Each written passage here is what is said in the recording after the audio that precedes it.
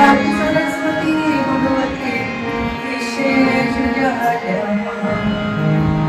गुरु ब्रह्मा गुरु विष्णु गुरुदेवो महेश्वरः गुरु साक्षात् परब्रह्म तस्मै श्री गुरवे नमः। जयाचा जनी जन्मनामात झाला जयाने सदा वासनामात केला जयाच्या मुखी सर्वदा नाम कीर्ती नमस्कार त्या ब्रह्मचैतन्यमूर्ती कृष्णाय वासुदेवाय हरे परमात्मने प्रणतक्लेशनाशाय गोविन्दाय नमो नमः। वसुदेवसुतं देवं चाणूरमर्दनं देवकी परमानन्दं कृष्णं वन्दे जगद्गुरुं कृष्णं वन्दे जगद्गुरुं कृष्णं वन्दे जगद्गुरुं। पुंडलिका वरदे हरि विठ्ठल श्री ज्ञानदेव तुकाराम पंढरीनाथ भगवान की जय। जय जय राम कृष्ण हरी जय जय राम कृष्ण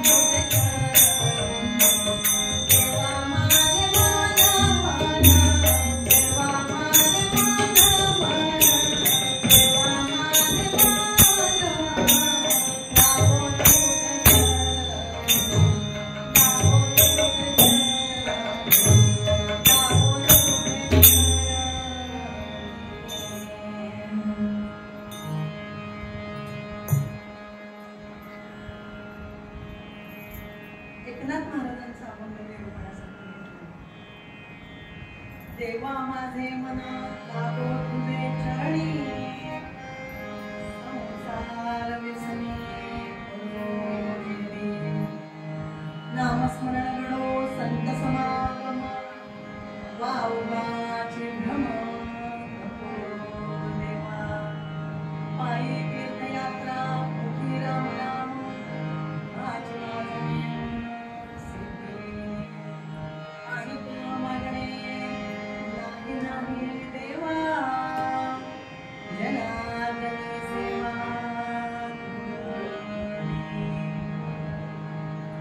एकनाथ महाराजांचा अभंग आहे. एकनाथ महाराजांनी हा अभंग आपल्यासाठीच केलेला. इतर जे संत होऊन गेले ज्ञानेश्वर महाराज, तुकाराम महाराज, कितीतरी संत होऊन किती जणांची यादी काढली तर खूप लांब कीर्तन संपून जाईल इतकी संतांची मांदी आली म्हणतात ना, तशी मांदी आली आहे आणि यादी आहे. मग या संतांनी जे अभंग केलेले आहेत ते इतर कोणासाठी नाही आहे, त्यांनी स्वतःसाठी तर मुळीच केलेले नाही. त्यांनी सर्व जे काही केलेलं आहे, जे काही लिहून ठेवलेलं आहे, जे काही सांगितलेलं आहे ते केवळ आपल्याला आहे. कारण एकनाथ महाराज हे विषयी होते का हो? ते काय म्हणताय? देवा माझे मन लागो तुझे चरणी संसार व्यसनी पडून संसार व्यसनी पडून येते. देवा माझे मन लागो तुझे चरणी. अरे एकनाथ महाराजांना एवढं सांगावं असं वाटलं की माझं मन मुळीच विषय नव्हतं. ते एक अधिकारी होते, संतांमधले अधिकारी ते होते. मग ते विषयी म्हणता येतील का? मग त्यांनी का अभंग केला? अहो एकनाथ महाराजांकडे प्रत्यक्ष पांडुरंग श्रीकृष्ण म्हणा, पांडुरंग म्हणा, श्रीखंड या नावानं पाणी भरून येते. श्री एकनाथ सदनी माधवजी सर्व काम हे करीतो. श्री एकनाथ सदनी माधवजी सर्व काम हे करीतो. स्वकरे चंदन घासी गंगेचे पाणी कावडी भरितो. रामा राम राम हरे हरे राम राम राम राम सीतापते राम राम राम राम रघुत्तम राम राम.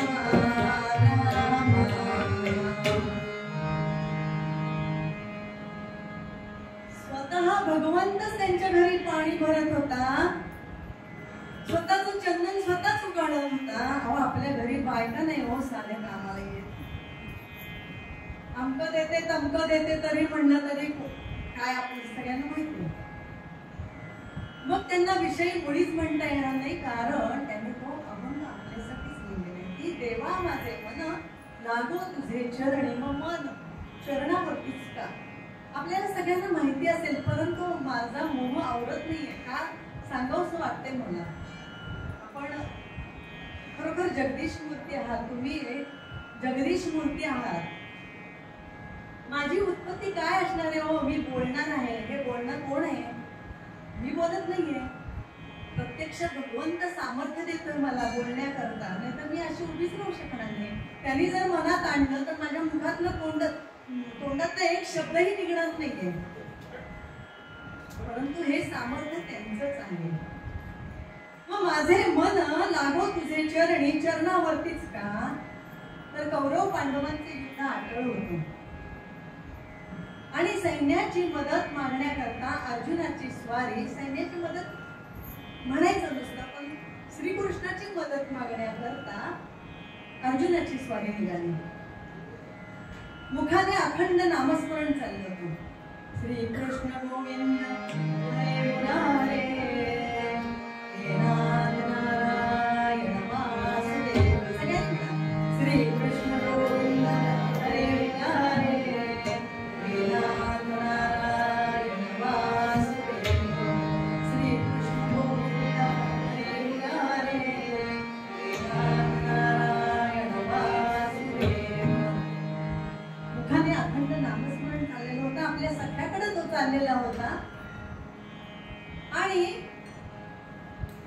त्याची स्वारी आली द्वारकेकडे. वेशीबंधन झालं, धुलीबंधन झालं. त्यानं द्वारका आलेली बघितल्याबरोबर वेशीबंधन केलं, धुलीबंधन केलं. आणि आधीच बघतो तरी आधीच एक रथ येऊन उभा राहिलेला होता. रथाला बघितल्यावर अरेच्या हा कोणाचा बरं रथ आहे त्याने ओळखलं की हा तर ओळखीचा वाटतोय, पण काय करावं नक्की आपल्याला समजतंय का कोणाचा आहे. म्हणून त्यांनी द्वारपालाला विचारलं हा रथ कुणाचा आहे बरं. त्यांनी सांगितलं दुर्योधन महाराज आलेले आहेत. दुर्योधन महाराज आलेले आहेत हे समजल्याबरोबर अर्जुनाने कपाळाला हात घातला. अरे छान. आपण नाही का रस्त्याला जात असतो आणि एखादी नावडती व्यक्ती समोर आली, अरे चाई कुठं भेटली, आत्ताच यायला हवं होतं का म्हणतो की नाही. वास्तव आहे, हो म्हणा म्हणतो. आयुष्यात कधी ना कधीतरी आपल्यावर ही वेळ येतेच. त्याप्रमाणे अर्जुनाने कपाळाला हात लावला आणि म्हणाला कशाबद्दल आला असेल बरं. तर दुर्योधन बाहेर कधी येतोय काय वाट बघत बसला. परंतु मुखाने अखंड नामस्मरण मात्र सोडलं नव्हतं. श्रीकृष्ण गोविंद हरे मुरारे हे नाथ नारायण वासुदेव. बाहेर वाट बघत होता. इकडे काय झालं, दुर्योधन आलेला बघताना श्रीकृष्णाने गंमतच केली. काय गंमत केली होती. दुर्योधनाला येताना बघितल्याबरोबर श्रीकृष्णाने जाणलं होतं की हा दुर्योधन आपली मदत मागण्याकरता आलेला आहे. आता काय करायचं म्हणून त्यांनी झोपेचं सोंग घेतलं आणि आपल्या मंचकावर पोहलेले आहेत. श्रीकृष्ण आपल्या तोंडावरून पांघरून घेतलं पूर्ण आणि आपले चरण तेवढे उघडे ठेवलेले होते. पांघरून घेतलं ते असं जरा जास्तीच ताणलं होतं कारण पूर्ण असं घेतलं होतं ना, त्यामुळे त्याचे चरण त्यांचे उघडे पडलेले होते. दुर्योधन आम्ही बघितलं इकडे तिकडे, अरे कुठे आपल्या बसायला जागा, इथे स्वारी झोपलेली दिसते. म्हणून दुर्योधन त्यांच्या उशाशी जाऊन बसला. श्रीकृष्णांच्या उशाशी जाऊन बसला आणि म्हणतो तरी उठतंय काय आता काय म्हणे माझं मागणं मी कधी मागताना जातंय असं मनामध्ये काय म्हणतात ना भक्ती वगैरे हा प्रकार नव्हताच ना. अर्जुनाने बराच वेळ वाट बघितली आणि शेवटी आतमध्ये प्रवेश केला आणि बघतो तर दुर्योधन आपला श्रीकृष्णांच्या उशाशी बसलेला आहे. आता आपण कुठून बसायचं तेवढ्यात त्याचं लक्ष श्रीकृष्णांच्या चरणाकडे गेलं, पायाकडे गेलं. मनामध्ये म्हणतो अरे वा काय छान म्हणे मला सुंदर जागा दिली बरं. दुर्योधना मनातल्या मनात तुझे आभार मानते म्हणे, खूप छान मला जागा दिली. आणि चरणापाशी गेलेला आहे अर्जुनाची स्वारी. अर्जुन गेलेला आहे आणि मोठ्या प्रेमाने आपल्या मांडीवर त्यांचे पाय घेतलेले आणि मोठ्या प्रेमाने तो चोरू लागलेला आहे, चेपू लागलेला आहे. श्रीकृष्णाने जाणलं अर्जुनाची स्वारी आलेली आहे, आपला सखा आलेला आहे. आता आपलं काम झालं, आता उठायला काही हरकत नाही. काय झोपेचे सोंग घेतलेल्याला ना ढोल वाजवा, ताशा वाजवा, किती पिपाण्या वाजवा उठणार नाही कारण सोंग घेतलेलं ना, नाही का.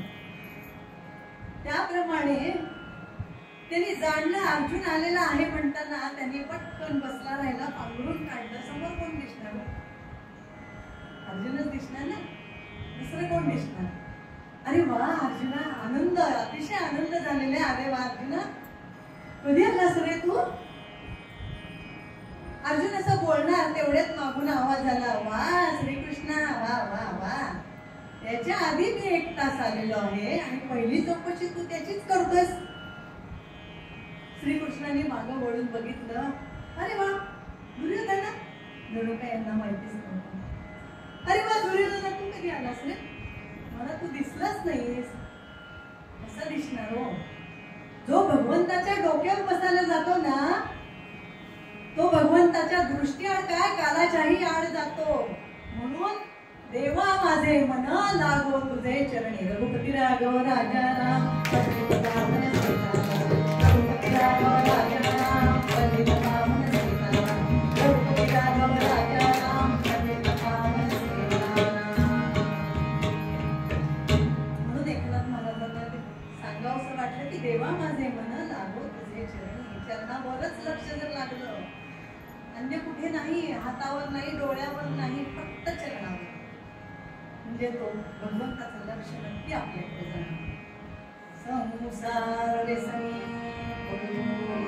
पुढच्या याच्यात त्यांनी संसाराला का हो व्यसन म्हणलंय? संसाराला व्यसन का म्हणले? प्रत्येक जण संसारात पडतोच, प्रत्येक जण पडतो. कारण पूर्णविराम नाहीच आहे ना, संसार झाल्याशिवाय पूर्णविराम नाहीच आहे. पुढचं सगळं व्हायला हवं ना. परंतु त्याला व्यसन का म्हणलेलं आहे? कारण मनुष्य जर संसारात गुरफटला की तो बाहेर होतच नाही ना. बघा माऊली, आपण म्हणतो की नाही, आपली मुलं लहान असतात, मी त्यातूनच गेलेली आहे. आपली मुलं लहान असतात, आपले नवरोबा कामावर जात असतात, आपण डबे डुबे पोरांचं सगळं करतो, सगळं अगदी. एकदा मुलं मोठी झाली ना की आपण सुटतो. मुलं मोठी होतात, त्यांच्या आणखी नावांतर वाढतच जातं. पुन्हा नोकरी लागते, लग्न होतं. आता तर बाईची सुटले, सुनबाई आली ना तुम्ही मोकळी झाले. बाई अगं तू कसली मोकळी होतेस? होत नाही, सुनबाई नोकरी करणारी असते. मग मुलं बाळ होतात, व्हायलाच पाहिजे. पुन्हा पुनश्च राहावे लागलं आपलं चालू होतं. नातवंडांना सांभाळणं चालू होतं. म्हणजे पुन्हा आलं की नाही, होत नाही याच्यातनं सुटका, कधीच होत नाही. म्हणून व्यसन म्हणलेलं आहे. परंतु या संसारातनं थोडा का होईना वेळ काढायचा आणि भगवंताच्या चरणी यायचं, नामस्मरण करायचं. अहो इतकं आपलं भाग्य थोर आहे ना. तुम्ही हे सगळे बसलेले आहात ना, बरोबर तुमचं भाग्य थोर आहे की तुम्ही इथं कीर्तनाला येऊ शकताय, प्रवचनाला येऊ शकताय, वेळात वेळ काढू शकताय. म्हणजे काहीतरी तुम्हाला वाटतं म्हणून येत आहे ना. ही भगवंताचीच कृपा आहे हो, दुसरं काही नाही. ही कृपाच समजायची. नाहीतर घरी झोप काढायला मिळते ना. नाही हो, काय करणार, पाहुणेच आले अचानक, नाहीच यायला मिळालं. नाही कसं यायला मिळालं? काढ वेळ तू. माझा इतका इतका वेळ आहे, कोणी शिष्ट म्हणेल म्हणू द्या ना, म्हणू द्या. झालं आता भरपूर हे केलं, परंतु आता तरी थोडा तरी वेळ आपल्यासाठी काढायला पाहिजे, नाही का? पुन्हा हेच होत चाललेलं आहे. एकदा काय झालं, व्यसन का म्हणले ह्याच्यावरनं पण मी सांगते तुम्हाला की एकदा गोंदवलेकर महाराजांकडे एक व्यक्ती आली बरं का. गोंदवलेकर महाराज ब्रह्मचैतन्य गोंदवलेकर महाराजांचे गुरु आहेत. आपल्याही असतील. त्यांनी अखंड रामनामच घेतले, ते रामनामातच जगले आणि रामनामातच गेले आणि सगळ्यांना रामनामच घ्या एवढंच सांगितलं. महाराजांचं प्रवचन झालं होतं आणि तेवढ्यामध्ये एक गृहस्थ आले आणि बसले ते प्रवचनाला वगैरे सगळं ऐकलं वगैरे. आणि नंतर महाराजांना म्हणतात, महाराज प्रपंचाचा फार कंटाळा आलाय हो म्हणे. म्हणे तेच तेच तेच तेच मला अतिशय कंटाळा आलाय, काहीतरी सांगा आणि काहीतरी सुटका करा माझी. महाराज म्हणाले ठीक आहे म्हणे, या म्हणे मी आत्ताच नैमिषारण्यातून आलोय म्हणे आणि मला ना एक सिद्धी प्राप्त झालेली आहे. अशी सिद्धी प्राप्त झाली, कुणाला कंटाळा आला ना की मी डोक्यावर हात ठेवला ना की लगेच त्याला मोक्ष मिळतो आणि कैलासवासी म्हणे लवकर या लवकर या. अहो एवढं म्हणल्याबरोबर गडबडले ते सद्गृहस्थ. मृत्यू न म्हणे श्रीपती, मृत्यू न म्हणे भूपती. कुणाला सांगून येतो का मृत्यू? कुणालाच सांगून येत नाही. लहानांना नाही, मोठ्याला नाही, म्हाताऱ्यांना नाही, कुणालाच नाही. अरे आत्ता माझ्याशी बोलत होती ती, आत्ता कीर्तन केलं आणि आपल्याच हातात नाही, माहितीच नाही ना कुणाला काय आहे ते. ते सद्गृहस्थ गडबडले आणि म्हणाले, नाही म्हणे महाराज, काय मी म्हणतो खरं तुम्हाला कंटाळा आलाय म्हणे, मला कंटाळा, पण काय हो मुलगा तरणा भांडे, त्याचं लग्न होऊ दे मग मी येतो. मुलाचं लग्न झालं की मी येतो. महाराज म्हणाले ठीक आहे, काही हरकत नाही म्हणे, पण लक्षात ठेवा मला सिद्धी प्राप्त झालेली आहे बरं का. हो म्हणे. एवढं म्हणले, थोडे दिवसांनी त्या गृहस्थांची महाराजांची गाठ पडली. महाराज काहीच बोलले नाही. महाराजांनी फक्त टपळून त्यांच्याकडे बघितलं. ते म्हणतात ना खातं त्याला खूप बोलतो, कारण ते स्वतःच म्हणाले होते. महाराज म्हणाले काय कसं काय बरं आहे ना? हो म्हणले महाराज, बरं आहे, मुलाचं लग्न झालं म्हणे. हो का म्हणे, अरे वा वा, छान छान छान, अभिनंदन म्हणे, छान वा वा. आता मग काय मोकळे ना तुम्ही? म्हणे मुलाचं लग्न झालं, नावाचं तोंड बघतो आणि मग येतो. बघा बघा नातवाचं तोंड बघतो आणि मग येतो म्हणे. महाराज म्हणे अहो मला काही नाहीये. आणखी थोड्या दिवसांनी महाराजांची आणि त्या सद्गुरस्थांची भेट झाली. महाराजांनी नुसतं एवढंच केलं, म्हणा तोंडातनं शब्द काढला नाही. हे सद्गुरस्थ म्हणतात महाराज माझ्या मनावरच पकडलेला दिसते. महाराजांनी जाणलं मात्र. महाराज म्हणाले अहो तुम्ही माझ्याकडे आला, तुम्हाला प्रपंचाचा कंटाळा आला होता, तुम्ही माझ्याकडे आला होता, मी काहीही बोललो नाही. मग काय नाही म्हणे महाराज, नातू झाला हो, नातवाची म्हणजे बघतो आणि देतो. रघुपती राघव राजा राम, रघुपती राघव राजा राम, रघुपती राघव राजा राम, पावन सेवा. म्हणून मनुष्य गुरफटत जातो ना, म्हणून व्यसन म्हणते. मग त्याच्यासाठी काय करायचं, ठरवून टाकायचं हा मी इतक्या 4 माळा करेन, परंतु 4 माळा करेन. माळ हातात घेतलीये, श्रीराम जय राम जय राम, श्रीराम जय राम जय राम, अगं ये दूध हो तू चाललंय, श्रीराम जय राम जय राम. लक्ष ऐकतं, दुधाकडे आहे का माळेकडे आहे. मग ती 1 माळ करा तुम्ही. अगदी 1 माळ नाही होत आमच्याकडनं, बरं ठीक आहे 3 वेळा तरी म्हणा. श्रीराम जय राम जय जय राम, श्रीराम जय राम जय जय राम, श्रीराम जय राम जय जय राम. पण ते कसं म्हणा, प्रेमाने. प्रेम प्रेमात राम रमत. प्रेमानं करायचंय कुठलीही गोष्ट जी जी आहे ती प्रेमानं करायची. आणि मग बघा तुम्ही एकदा तुम्हाला मनाला सवय लागली ना की अहो तो भगवंत सुद्धा तुम्ही कधी नामस्मरण घेताय याची वाट बघताय. आणि त्यावेळेला बरोबर तुम्ही माळ घेऊन बसाल आणि नामस्मरण कराल. प्रेमात राम रमता, प्रेमाला मोल नागगा माझे. आची सुबोध गुरूंचा गुरुरायाला तहान प्रेमाची.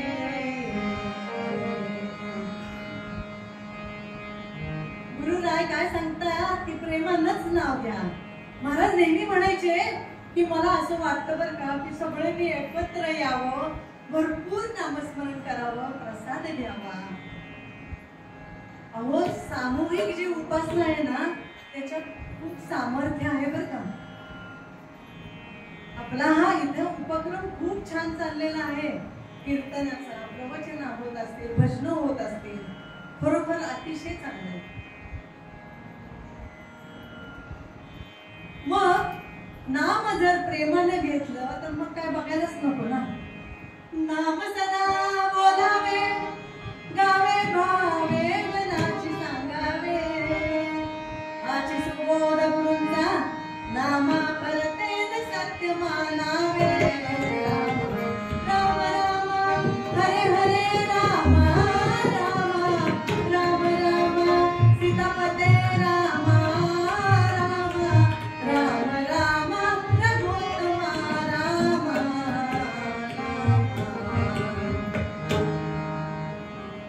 अखंड नामस्मरण करायचं नाही हो, काय करणार.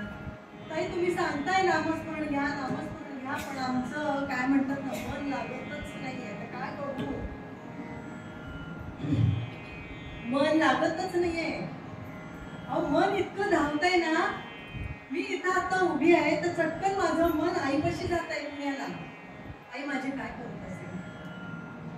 माऊली तुमचंही कधीतरी वाटत असेल बरोबर मी आले, चहा घेतला, दुधाचं पातेलं मी गॅसवर ठेवले, बंद केला का नाही काय माहितीच नाहीये. मन जातं की नाही कधीतरी, क्षण का होईना जातं की नाही मन. हो म्हणा जातच.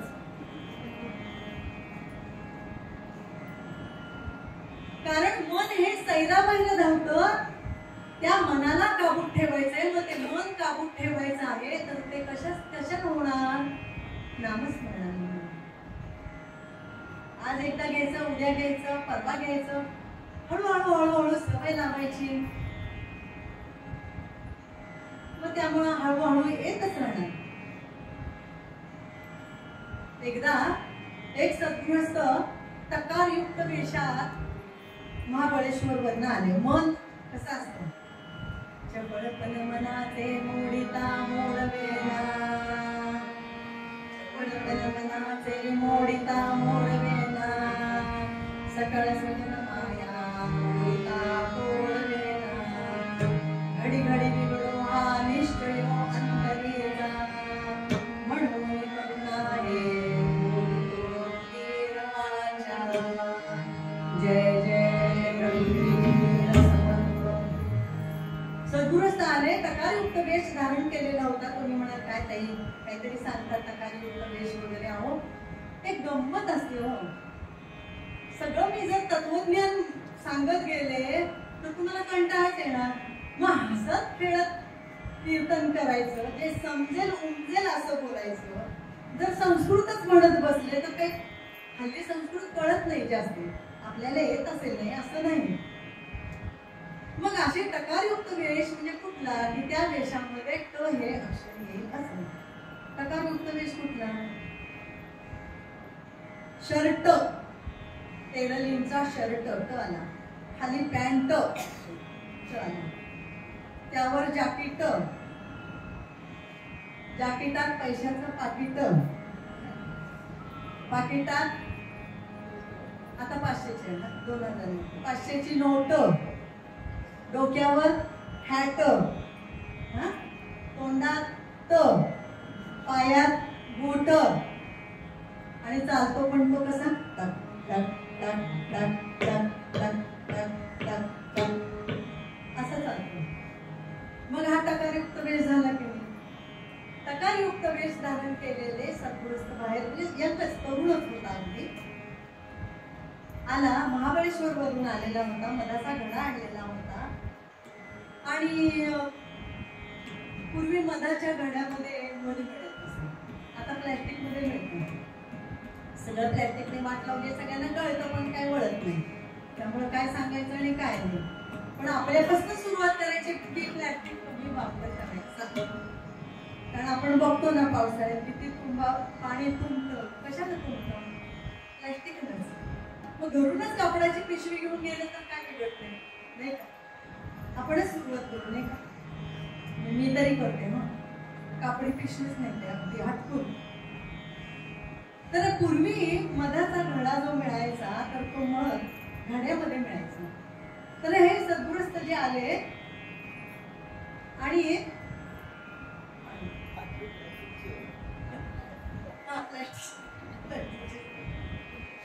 तहान लागली तर पिणारच आहे, इलाज नाही त्याला. तर ते आले आणि बस मधनं उतरले ना. एसटी महामंडळ त्यावेळेला एसटीतच होते. खाली उतरले आणि म्हणाले टकारयुक्त वेश धारण केलेला घडा आपण डोक्यात कसा घ्यायचा, हातात तरी कसा घ्यायचा, घरापर्यंत जायचंय. बस मधनं खाली उतरले आणि स्टँडवर इकडे तिकडे बघतायत कोण दिसतं का. तेवढ्यात एक हमाल म्हणायचं नाही खुली, कारण आता काही बोललं तरी जातीवाचक होतं तसं नाहीये. पण काय म्हणणार ना दुसरं, हमालच म्हणते.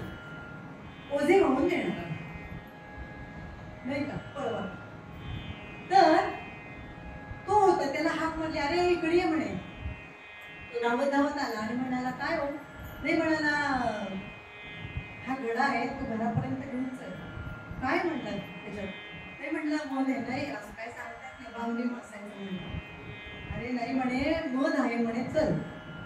किती पैसे देणार तू सांग ना, किती पैसे घेणार तू? 20 रुपये घेईन म्हणला. ठीक आहे म्हणला, घे. टकारयुक्त वेश ना, त्याच्यात कुठं आणखी हे करायचं नाही, कमी घे, 10 रुपये घे, 5 रुपये घे, नाही. ठीक आहे म्हणला.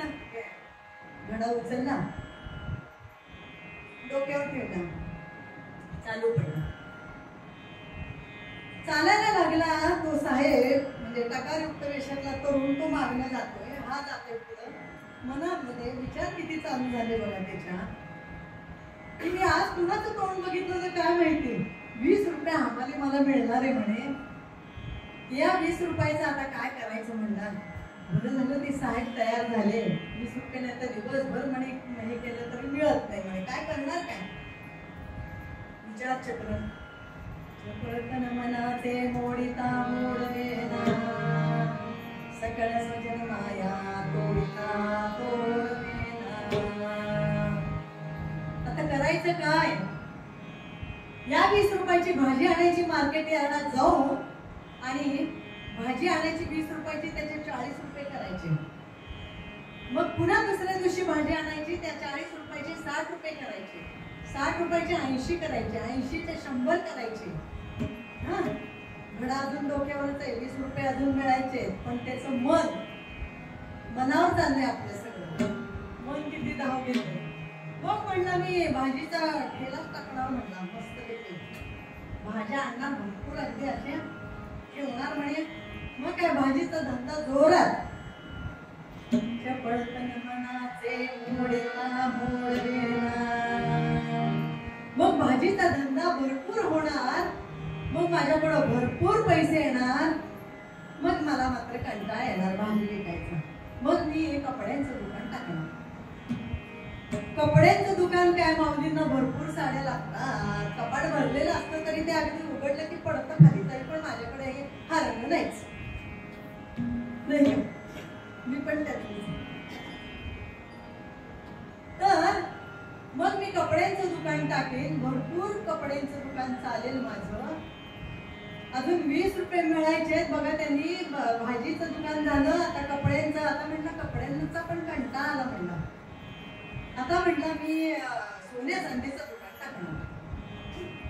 मग काय बाबा माझ्याकडे नोकर चाकर गाडी घोडा काय म्हणतात तसं बघायला नको. 5 बोट तुपामध्ये. चपळतन मनाचे मोडिता मोडवेना. बघा बरं कसा तो पुढे पुढे चाललाय. घडा डोक्यावर घेतलाय. 20 रुपये आम्हाला अजून मिळायचे आणि हा 3 दुकाने टाकून रिकामा झाला. आणि मग म्हणतो आता माझं लग्न व्हायचं म्हणतो. आता मी लग्नाला आता एवढा पैसा माझ्याजवळ येणार. गाडी बंगला सगळं येणार. आणि मग आता काय करणार? मग लग्नाला मी उभा राहणार. मी सांगेन 1 लाख रुपये हुंडा देणार असाल तर तुमच्या मुलीशी लग्न करेन. मुलींचे आई बाप येतील. राव नाही नाही घ्या हो आमची मुलगी पदरात घ्या असं मी ऐकून घेईन मी. पण मी सांगेन त्यांना 1 लाख रुपये देणार आहात का तुम्ही? तो हुंडा देणार असाल तर बोला. मी एका पायावर बोलल्यावर उभं राहायला तयार आहे. ते म्हणतील नाही हो असं नका करू. 50,000 घ्या. 1 लाख खूप होतात. मी नाही नाही नाही नाही म्हणेन असं म्हणायला आणि डोक्यावरनं असं हलवायला डोक्याने ठपकन डोक्यावरनं तो माझा सगळं पडला. ठपकन आवाज आला. ठपकन अरे काय गाढवा म्हणे मधाचा घडा पाडलास तू. अरे माझा 200 रुपयाचा मध तू माती मोल केला. तुला काही आहे का नाही म्हणे. गाल चोळत म्हणतो काय साहेब म्हणला तुमचं 200 रुपयाचाच मध होता म्हणला. अहो माझा 1 लाखाचा हुंडा गेला आणि काय काय गेलं तुम्हाला काय माहिती. रघुपती राघव राजा राम पतित पावन सेनाराम. रघुपती राघव राजा राम पतित पावन सेनाराम.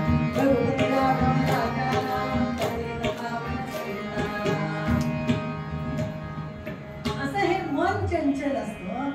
त्या मनाला आवर घालण्याकरता कोण जातं. या बुवाकडे जा त्या बाबाकडे जा. नाही हो कुठेही जायचं कारण नाहीये. एका जागी शांत बसायचं. मांडी घालायची. पद्मासनात बसायचं. आता बसता येत नाही कबूल आहे. खुर्चीवर बसायचं. मन एकाग्र करायचं आणि सांगायचं परमेश्वरा तूच माझ्याकडून करून घे. नामस्मरण तूच त्याच्यावर टाकायचं. आपल्याकडनं होऊ दे नाही तर न होऊ दे. त्याच्यावर टाकायचं की तू करून घे. प्रेमानं करून घे. मग बघा नक्की नामस्मरणाची गोडी लागेल. आणि मग पुढील चरणात सांगतात पायी तीर्थयात्रा. मुखी राम नाम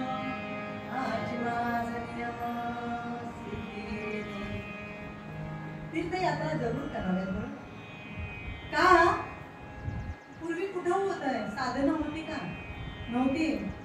काशीस जावे नित्य बघावे असं म्हणत असत. काशीला जाणारा माणूस परत येतच नसे असं त्या काळी म्हणत.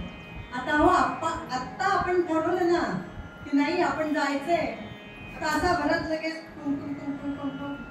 मोबाईलनं तिकीट बुक केली की चालू. किती साधनं निघाली आहेत, विमान, रेल्वे, कितीतरी साधने निघाली आहेत. मग अशा तीर्थयात्रा करायला हरकत नाही, कारण का तिथलं महात्म्य कळतं, त्या त्या जागेचं महात्म्य कळतं. बाकी आता भ्रष्टाचार बोकाळा आहे, सगळं आहे, तिकडे दुर्लक्ष करायचं, इलाज नाही त्याला. पण जे आपल्याला घ्यायचंय ते तेवढं घ्यायचं ना, जे आपल्याला घ्यायचंय ते आपल्याला घ्यायचंय,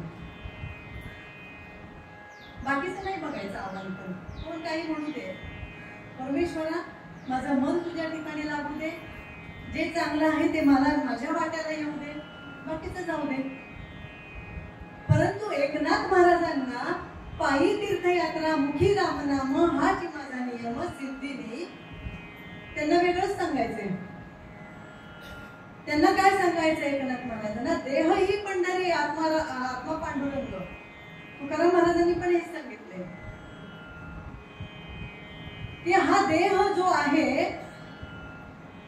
हीच पंढरी आहे, जो आत्मा आतला आहे ना तोच पांडुरंग आहे, त्याला आतून हाक मारा. देह ही पंढरी आत्मा पांडुरंगा, देह ही पंढरी आत्मा पांडुरंगा, देह ही पंढरी आत्मा पांडुरंगा.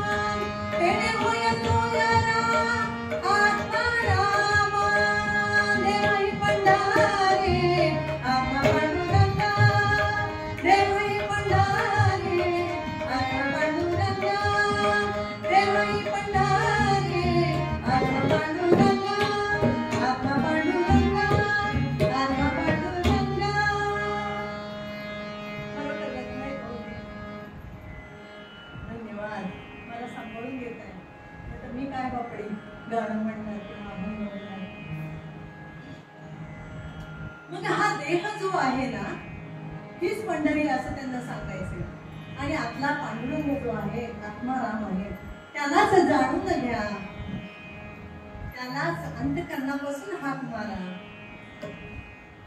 आणि मग बघा तो भगवंत तुम्हाला प्रसन्न झाल्याशिवाय राहणार नाही.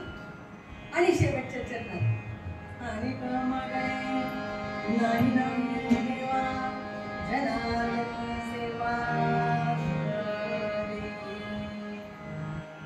आणखी काय मागणं मागू देवा? अरे सर्व काही तू दिलेलं आहेस मला. छानपैकी पाय दिलेत, हात दिलेत, डोळे दिलेत सुंदर, मुख दिले रामनाम घेण्याकरता. आणखी काय मागू? मागणं मागू. आणि खरोखर असा जर भगवंत प्रसन्न झाला आणि म्हणाला बोल भक्ता माग, तुला काय मागायचं ते माग. माझ्यासारखी सामान्य स्त्री काय मागेल? देवा माझं छानसा बंगला होऊ दे, गाडी येऊ दे, माझ्या मुलाला चांगली नोकरी लागू दे. सामान्यातले सामान्य. परंतु संत हे काय मागतात की तुझी सेवा अखंड माझ्या हातून घडू दे, एवढंच सांगतात ना. एक पूट काव्य सांगते आणि पूर्वरंग सांगते. कसं ते सांगते की प्रसन्न झाल्यावर काय मागणं मागायचं ह्याला सुद्धा डोकं लागतं. काय मागणं मागायचं.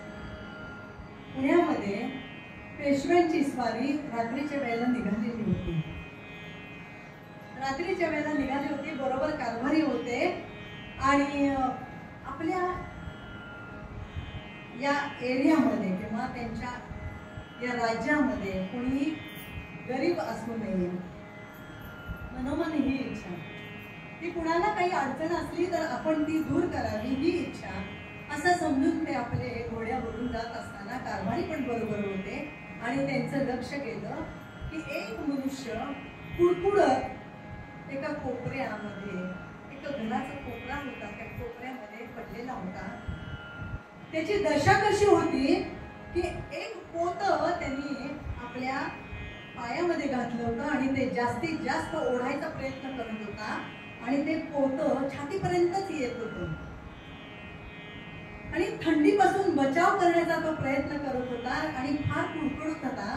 पेशव्यांनी तेवढं बघितलं आणि कारभारीला म्हणले, अहो कारभारी, म्हणे हा मनुष्य बघा ना किती कुडकुडतोय म्हणे थंडीनं, जरा जा त्याला काहीतरी विचारा, काय हवं ते त्यांना विचारा. कारभारी धावत धावत आले बरं का, धावत धावत आले आणि त्यांना काय म्हणाले की अरे उठ उठ उठ उठ उठ उठ म्हणे, पेशवे प्रसन्न झाले, तुला मागणं मागायला सांगितलं, तुला काय कमी आहे का सांग. तो म्हणाला हो हो हो थांबा सांगतो सांगतो. येते सह्याद्री कन्या पतिसुत ललना यौवना माझी जेव्हा. येते सह्याद्री कन्या पतिसुत ललना यौवना माझी जेव्हा. राम श्रीराम काना भजनोरत जे पीडिते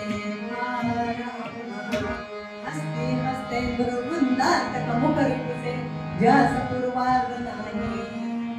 या लागे क्ष्मा सुदेशा अरिहंत सखी स्वरपणी येत नाही. कळलं भाऊ तुम्हाला? कळलं नाही कळलं?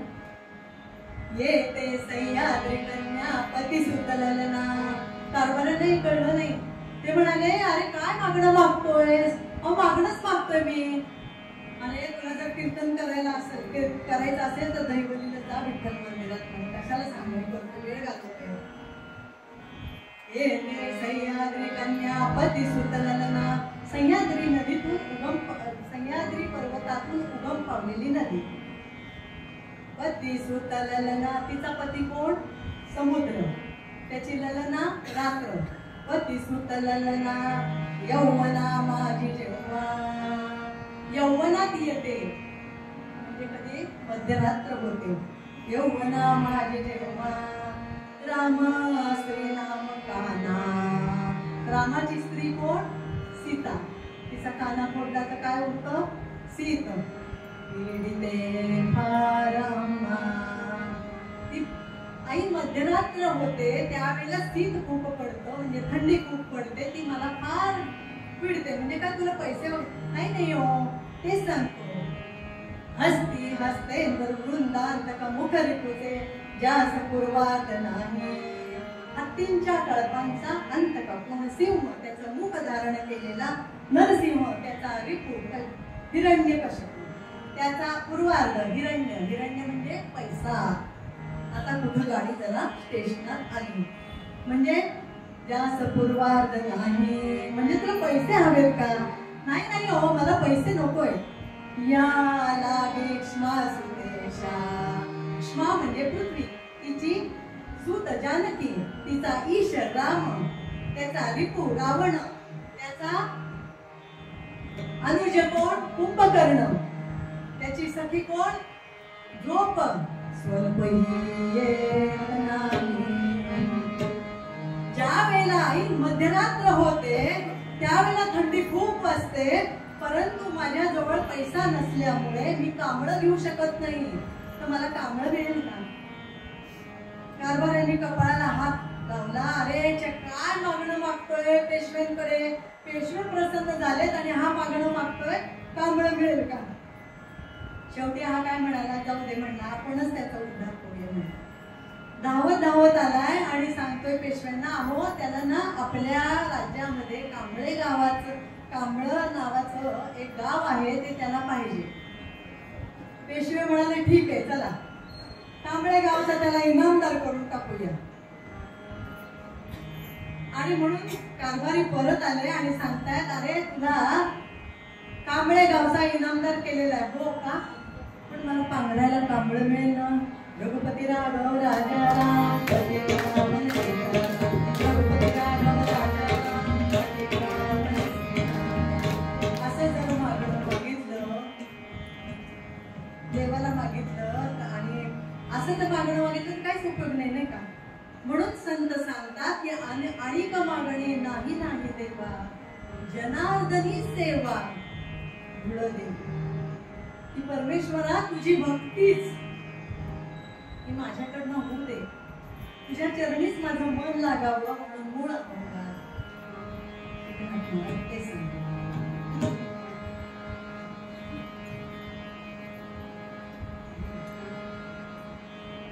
देवा माझे मान नागो तुझे चरण. देवा माझे मान नागो तुझे चरण. देवा माझे मान नागो तुझे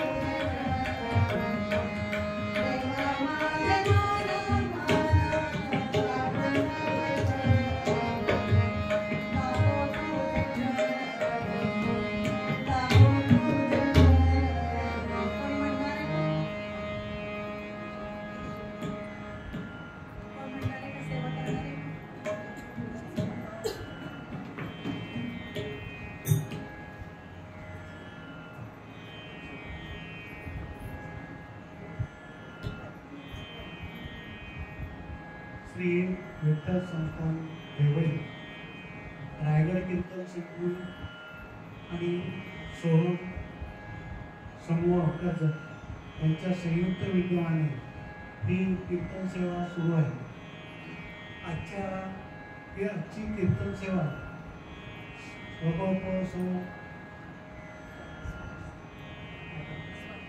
स्वाती श्रीराम चितळे या सादर करत आहेत. स्वाती श्रीराम चितळे यांचे पती श्री श्रीराम चितळे यांच्याकडेच त्यांनी कीर्तनाचं शिक्षण घेतलेलं आहे. त्या गोंदवलेकर महाराजांच्या शिष्य आहेत. त्यांचा अनुग्रह त्यांनी घेतलेला आहे. महाराष्ट्रात अनेक ठिकाणी त्यांनी कीर्तन सेवा सुरू केली होती. आज आपल्या इथे पण त्यांची कीर्तन सेवा रुजू होत आहे. पुढच्या महिन्यातली कीर्तन सेवा 4 ऑगस्ट रोजीची जी कीर्तन सेवा आहे त्यासाठी सौ वर्षा सहस्रबुद्धे या सादर करतात. आणि आजची कीर्तन सेवा पुढे सुरू करण्यासाठी मी विनंती करतो.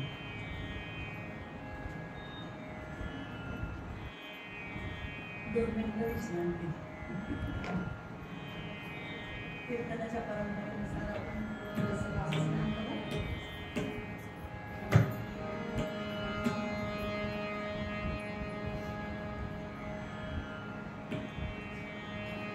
रघुपती राघव राजा राम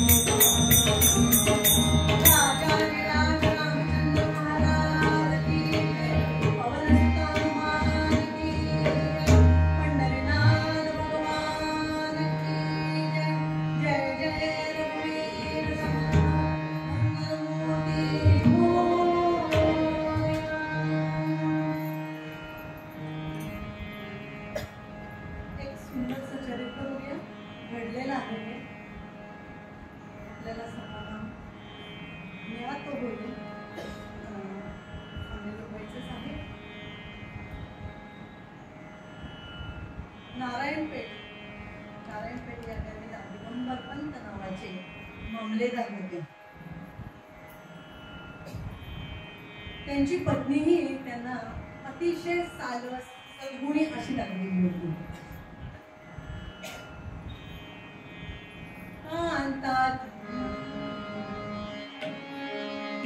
कांता जयाची अति सुंदर तैसीच होती पतिव्रता थोर, वृत्ती जियेची अति उदार, परोपकारी व्रत असे.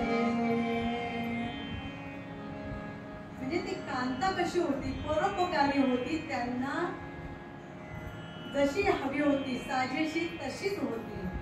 त्यांच्या प्रत्येक कार्यामध्ये त्यांना ती मदत करत असे. नारायणपेठचे ते मामलेदार होते. ईश भक्ती त्यांच्या मनामध्ये ठासून भरलेली होती. ईश भक्ती म्हणजे काय? सगळीकडे जणू काही सगळीकडे ईश्वर भरलेला आहे, हीच ईश भक्ती. सगळे जण सारखे आहेत हेच ते मानायचे आणि त्यांच्याकडे दत्तात्रयांचं अनुष्ठान होतं. दत्तात्रयांचं अनुष्ठान होतं, दत्तात्रयांची मूर्ती होती, नामस्मरण अखंड त्यांच्याकडे व्हायचं. म्हणतात ना, दत्तात्रयांना वाहून घेतलं होतं जणू काही, त्याप्रमाणे ते दोघ जण होते. आणि त्यांना दासोपंत नावाचा मुलगा होता. ते इतके सर्वगुण संपन्न असताना त्यांच्या पदरी जो मुलगा येणार तो कसा असणार? तो पण दत्त भक्तच होता.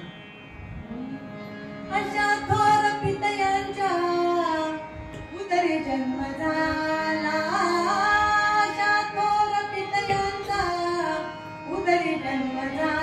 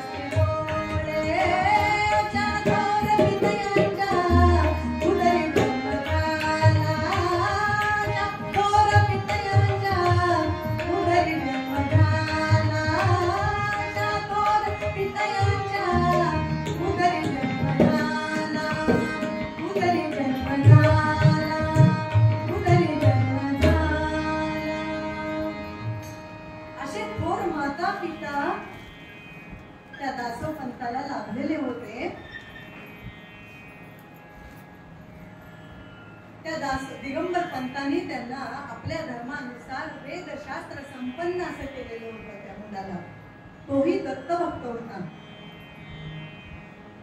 वडिलांच्या पावलावरच पाऊल टाकून काय त्यांच्यापेक्षा काकणभर सरस असा तो मुलगा होता. नारायणपेठ हे बेदरच्या वर्षाच्या अखत्यारीत मोडत होता.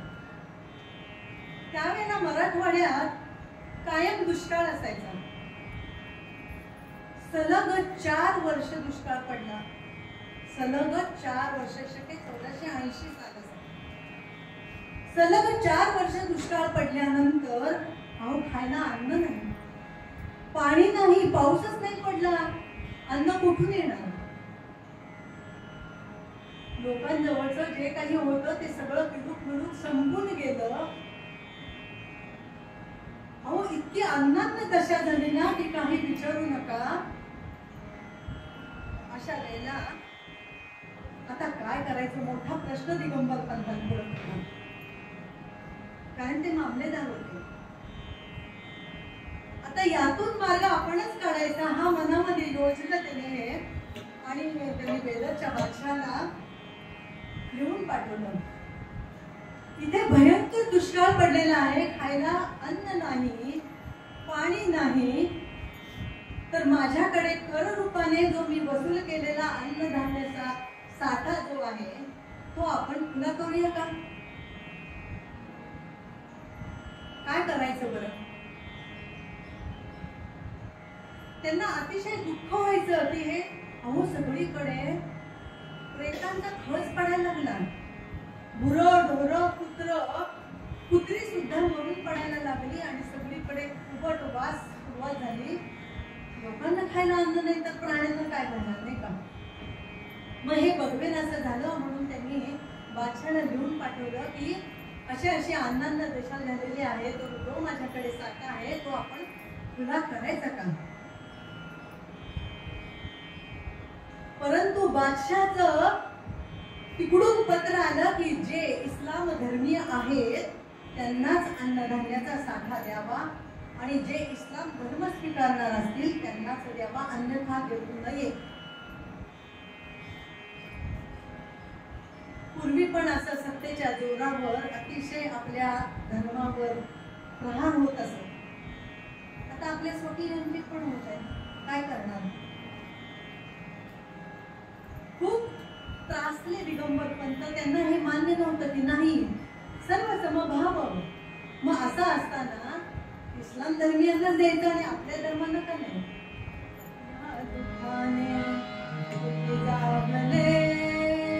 संत दिगंबर पंत या दुःखाने दुःखी जागले.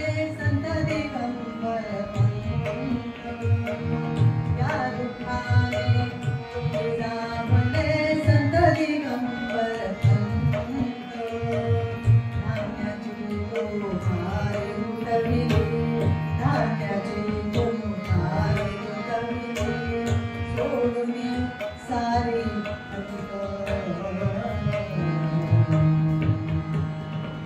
सगळीकडे दुःख. करायचं काय?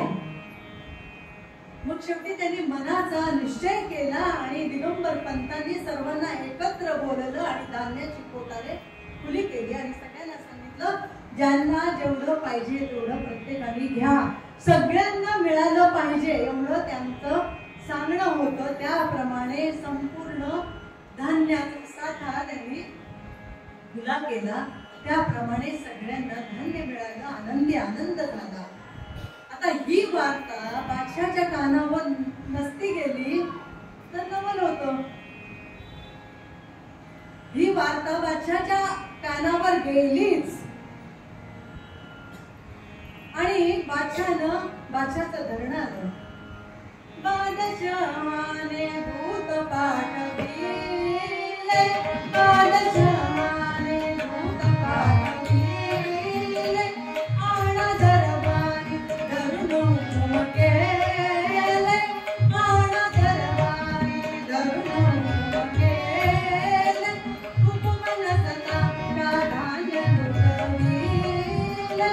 हुकुम नसता का धान्य लुटविले. गुन्हा तुमचा अक्षम दूत बोले. गुन्हा तुमचा अक्षम दूत बोले.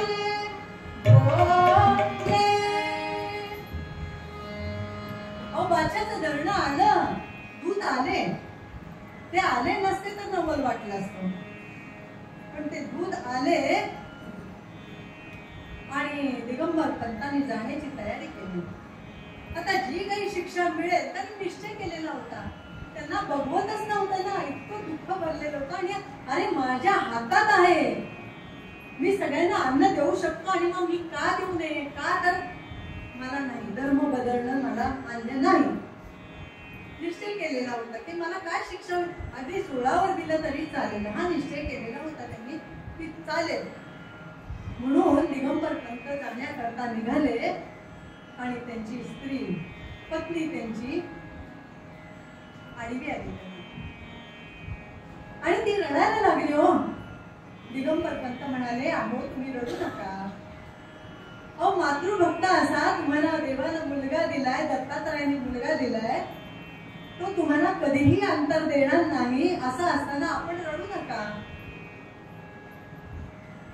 नाही म्हणे, तुम्ही सर्वत्र ईशभाव समभाव एकच ठेवलेला होता. ईश भक्ती तुमच्याकडे आहे. असं असताना त्या बादशाला कळू नये का? तर त्या परमेश्वराला तुमची दया येऊ नये? अगं माझं प्रारब्ध दुःखाचा असेल तर तो परमेश्वर तर काय करेल? अगे हरिहरांना सुद्धा सुटलेलं नाहीये प्रारब्ध. मग माझं प्रारब्ध जर दुःखाचा असेल तर तू काय करू शकणार आहेस? आपण फक्त परमेश्वराजवळ प्रार्थना करायची की मला तेवढी सहन करण्याची शक्ती दे, एवढंच आपण सांगायचं. पण प्रारब्ध हे बघूनच संपवायचं. तरी पण त्यांची स्त्री रडायला लागले. बरोबर, ती म्हणाली, नका ना, असं नका करू. मी येते बादशाकडे आणि बादशाला सांगते की अहो तुम्ही त्यांना शिक्षा देऊ नका, मला शिक्षा द्या. तुमची शिक्षा मी भोगीन. अगं बाई, तू असं काही करू नकोस. तू आलीस तर आणखीन काहीतरी वेगळंच घडेल. त्याप्रमाणे तू अजिबात मी सांगेन तसं ऐक, तू येऊ नकोस. मग एक काम करा ना,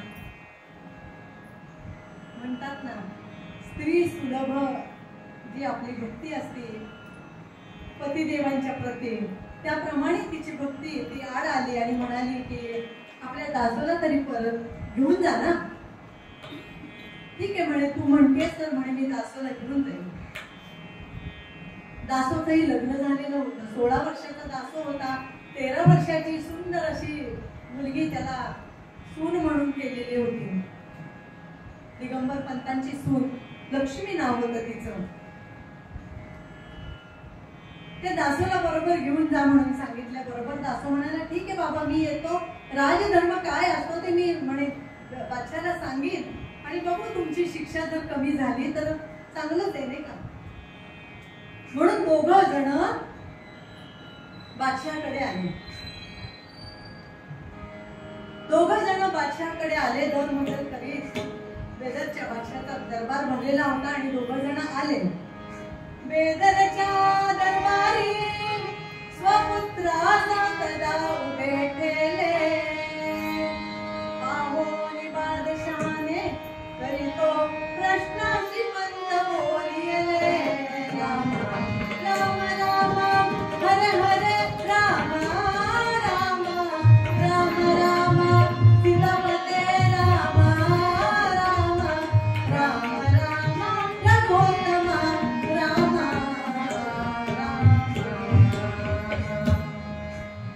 बादशाने बघितलं त्यांना दोघांना.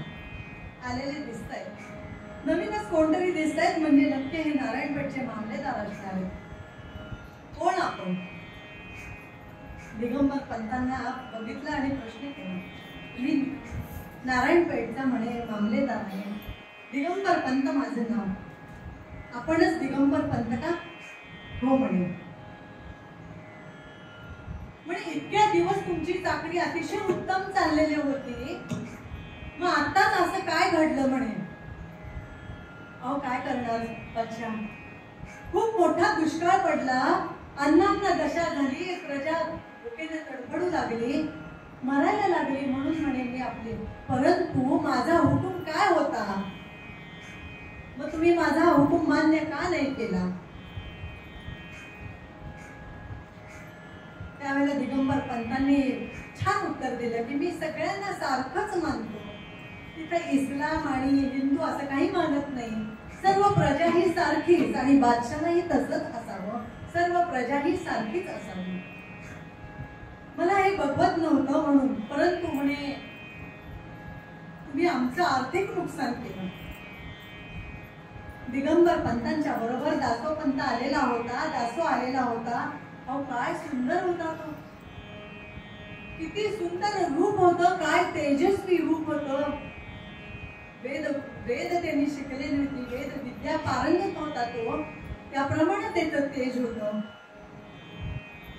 त्याला बघूनच बादशाह जरा भरमला होता की किती सुंदर मुलगा आहे हा. जर आपल्याकडे आला तर. दासो समोर आला आणि म्हणाला, बादशाह मी जरा बोलू का? बादशाहने ठीक आहे बोला. राजाला सर्व प्रजा सारखीच, प्रजा नसेल तर राज्य करता येणार नाही. सगळीकडे समभावच ठेवावा, सर्व प्रजा ही सारखीच. त्यामुळे माझ्या बाबांनी जो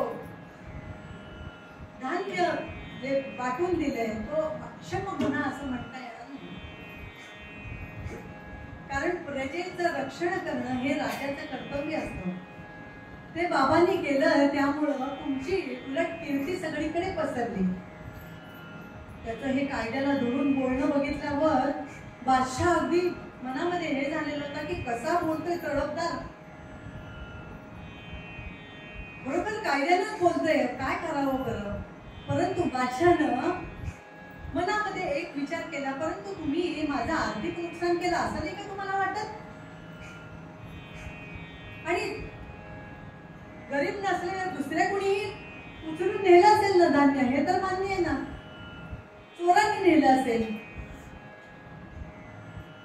नाही म्हणे, आम्ही तुमचं आर्थिक नुकसान भरून देऊ. एवढं म्हणल्याबरोबर जो बादशाह शांत होता तो एकदम चमकला. आणि म्हणजे हे तुम्हाला मान्य आहे, आमचं आर्थिक नुकसान झालंय हे तुम्हाला मान्य आहे? हो म्हणे, आम्ही आर्थिक नुकसान भरून देऊ तुमचं. कोण आहे तिकडे? या दासोला तुरुंगात टाका. दिगंबर पंत 2 लक्षाचा भरणा करा आणि तो पण एका महिन्याच्या आतच 2 लक्ष टाका आणि तुमच्या दासोला तुम्ही घेऊन जा. अहो धरणी फाटते का काय असं झालं. दिगंबर पंत म्हणाले, खाविंदा खाविंदा असं काही करू नका हो, हे मला मान्य नाही, हे मला मान्य नाही. अहो गुन्हा मी केलेला आहे, गुन्हा मी केलेला असताना शिक्षा माझ्या दासोला का हो, दासोला सोडून द्या.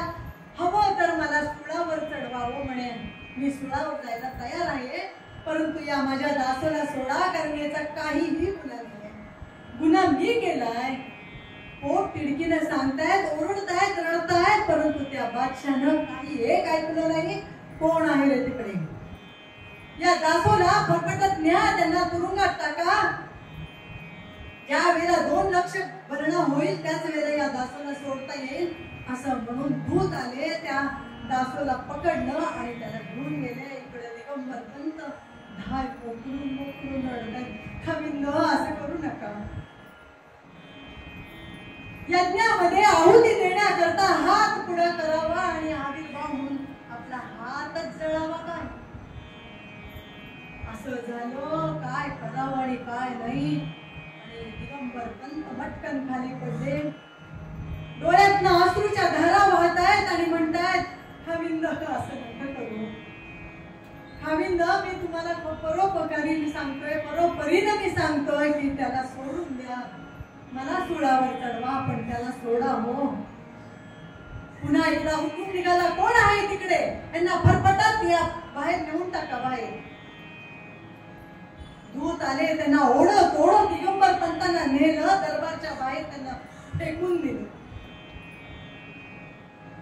दिगंबर पंत काय करावं, ही धरणी फाटेल काय आणि मला आतमध्ये नेईल काय असं वाटलं. आणि आपलं मरण जरी झालं तरी काय करून बसलो मी म्हणे.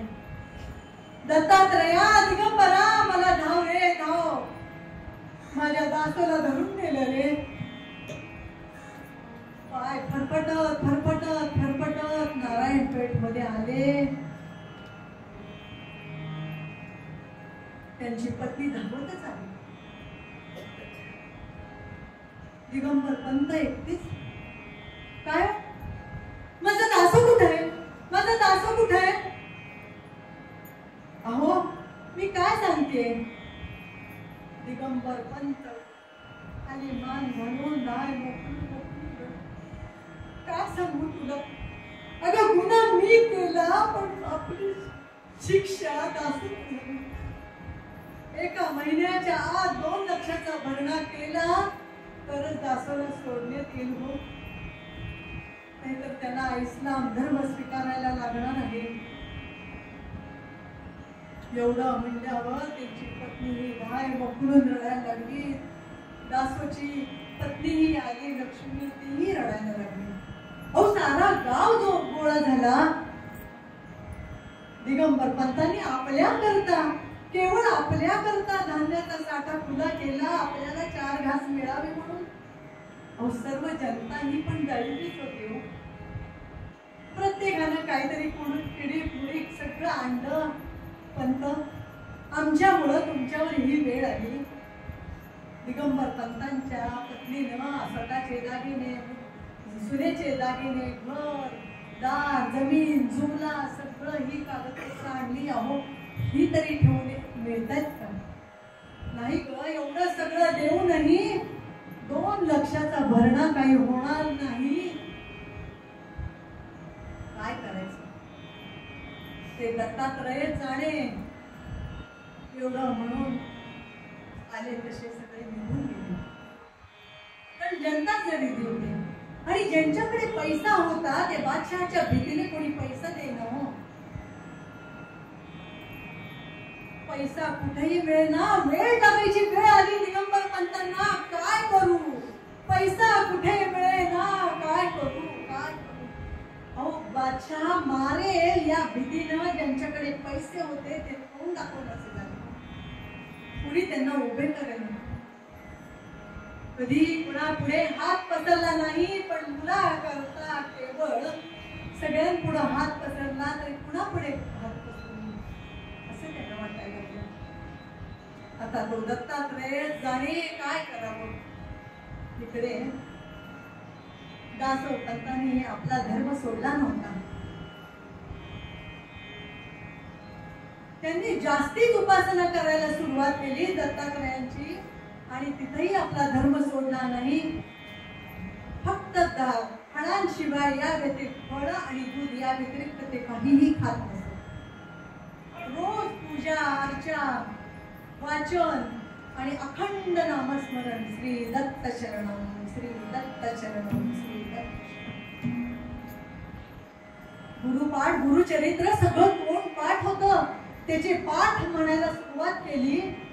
अतिशय उपासना वाढवली आणि आपल्या बाबांची वाट बघत बसला की आपले बाबा कधी येत आहेत. बाबा 2 लक्ष आणतील ना. माझी सुटका करतील ना. आणि नाहीच पैसे मिळाले तर मी इस्लाम धर्म स्वीकारू. मी वैदिक धर्म आहे. माझा वैदिक धर्म असताना मी इस्लाम धर्म कोणीच स्वीकारणार नाही. अन्य त्याग करीन, प्रायोपवेशन करीन, मी जीव देईन, परंतु हा धर्म मी स्वीकारणार नाही. स्वधर्मनिष्ठा मी सोडणार नाही. एवढं त्यांनी पक्क ठरवून टाकलं.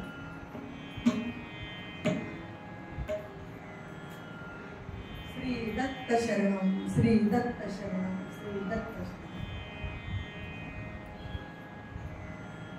आणि 23 दिवस उलटले.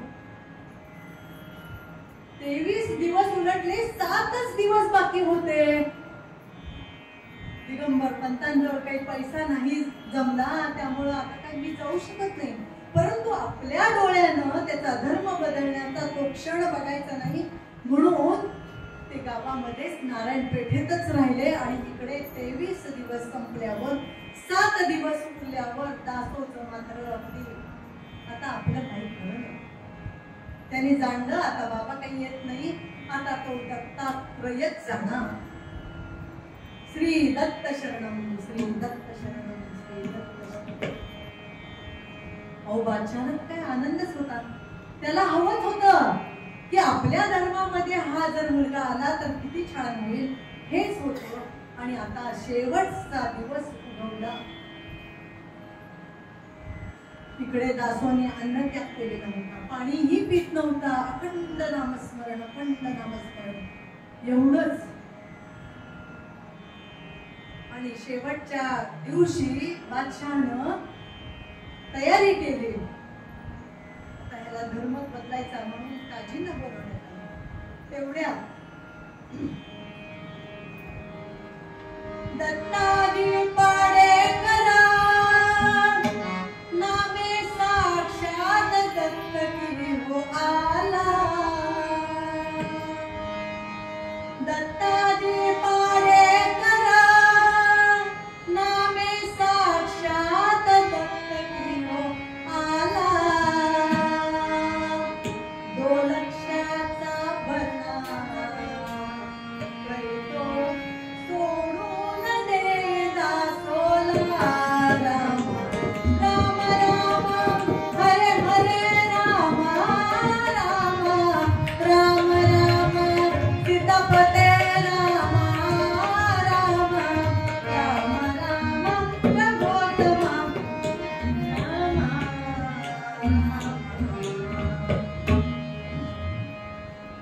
दत्ताजी पाडेकर नावाचे एक सद्गृहस्थ आले आणि त्यांनी बादशाला सांगितलं की 2 लक्षाचा मी भरणा करतोय, त्या दासोला सोडा. बादशाने विचारलं कशाबद्दल? त्याच्या मनाविरुद्ध तुम्ही धर्म बदलताय, निदान मी माझ्या धर्माकरता काहीतरी करतोय हे तर समाधान मला मिळू दे. बादशाने बघितलं 2 लक्ष मिळतायत, नाखुशीनंच त्यांनी दासोला सोडलं. आणि दत्ताजी पाडेकर आले तसे निघून गेले. इकडे दासोपंतांनी विचारलं की माझी सुटका कुणी केली? म्हणजे दत्ताजी पाडेकर नावाचे एक गृहस्थ आलेले होते, त्यांनी 2 लक्ष भरले म्हणे, म्हणून बादशाने तुम्हाला सोडलं. हो का? मग माझी भेट न घेता कसे काय गेले ते? तर म्हणे ते काय माहिती नाही म्हणे, पण त्यांनी दत्ताजी पाडेकर हे नाव सांगितलं. मग बहुतेक बाबांनी पाठवलेलं असावं म्हणून दासोपंत नारायणपेठकडे निघाले. इकडे काय झालं? आता त्याला धर्म स्वीकारायला लागलेला असेल म्हणून रडून रडून इकडे सर्वजण घरातले, दासोची आई, बाबा आणि पत्नी रडून रडून त्यांना ग्लानी आली होती.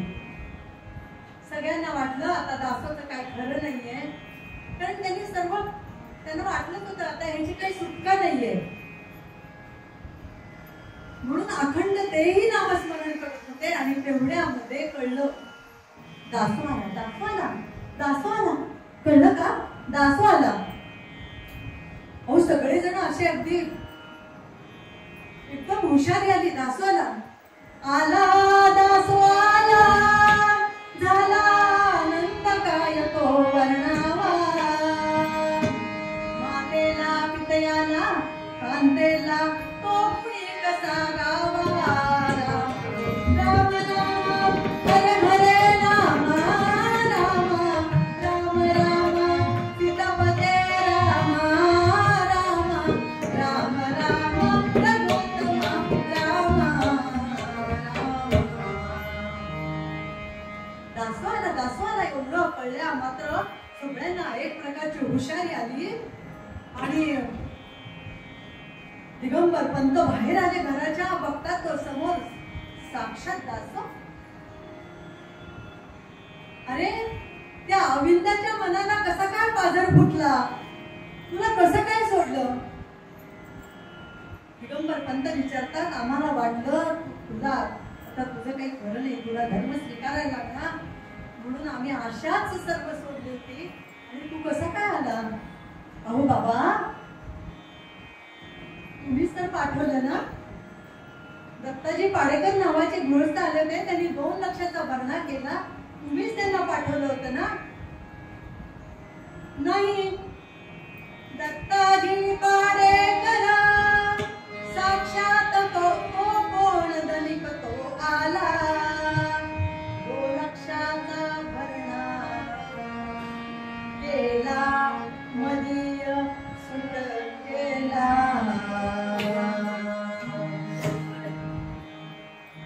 माझ्या सुटकेकरता 2 लक्षाचा केला आणि ते गृहस्थ आले तसे निघून गेले.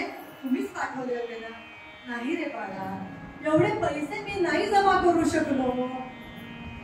काय सांगता बाबा? अरे साक्षात ते दत्तात्रय आले बरं. श्री दत्त शरणम, श्री दत्त शरणम, श्री दत्त शरणम. अहो आनंदी आनंद झाला. पूजा मांडली गेली दत्तात्रयांची. सगळं गाव जेवण झालं.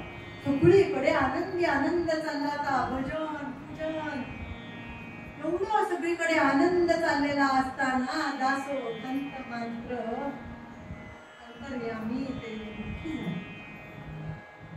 म्हणजे बाबांनी पाठवलं नाही. बाबांनी मनुष्याला पाठवलं नाही. साक्षात दत्तात्रय माझ्या सुट्टीला आले. म्हणजे हा आनंद क्षणिक आहे. जर दत्तात्रय स्वतः आले नसते, जर 2 लक्षाचा भरणा झाला नसता तर मला धर्म स्वीकारायला लागला असता. मी धर्म स्वीकारला मुळीच नसता. परंतु माझं मरण हे अटळ होतं. म्हणजे हे काय? ते अंतर्मुख झाले की नाही. आता आपल्याला इथे राहायचंच नाहीये. नाही, मनामध्ये एक निश्चय केला. सर्वजण आले तसे गेले. महापूजा बांधली गेली होती. सगळीकडे प्रसाद वाटला गेला होता आणि सगळीकडे सामसूम झाली. मात्र दासो पंतांचं मन चंबळून आलं. भुलू नको रे गड्या संसारा, भुलू नको रे गड्या. येत नाही सुखाचा वारा, दुःखाचे मूळ संसार. लोभाचे करुणी मांजर, तुझे फिरवीर दारो दारो. भुलू नको रे गड्या संसारा, भुलू नको रे गड्या. नाही, हे नाही, हे खरं नाही, हे शाश्वत नाही. मनामध्ये निश्चय केला. आले तसे उठले. आई बाबांना नमस्कार केला आणि दत्तात्रयाला सांगितलं, दत्तात्रया आता तुझं दर्शन हेच अंतिम ध्येय. असं म्हणून दासोपंत आले तसे निघून गेले. हो, दासोपंत आले म्हणून आनंद, पुन्हा गेले म्हणून दुःख. दिगंबर पंतांनी खूप शोधाशोध केली. खूप शोधाशोध केली. चारी बाजूला लोक पाठवली की मिळते का दासो कुठं बघा. परंतु दासोचा काही पत्ता लागला नाही. दासो इथून नारायणपेठवरून निघाले ते मातापूरला आले. मातापूरला अनुसेचं स्थान आहे. तिथं भजन पूजन नामस्मरण केल्यावर सिद्ध क्षेत्रास जा म्हणून त्यांना दृष्टांत झाला. ते सिद्ध क्षेत्रास आले. सिद्ध क्षेत्रास आल्यावर त्यांचं मन मात्र तिथं रमलं. श्री दत्त शरणम, श्री दत्त शरणम, श्री दत्त शरणम. दत्तात्रया,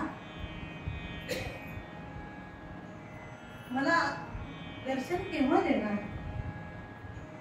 हा एकच ध्यास होता मनामध्ये.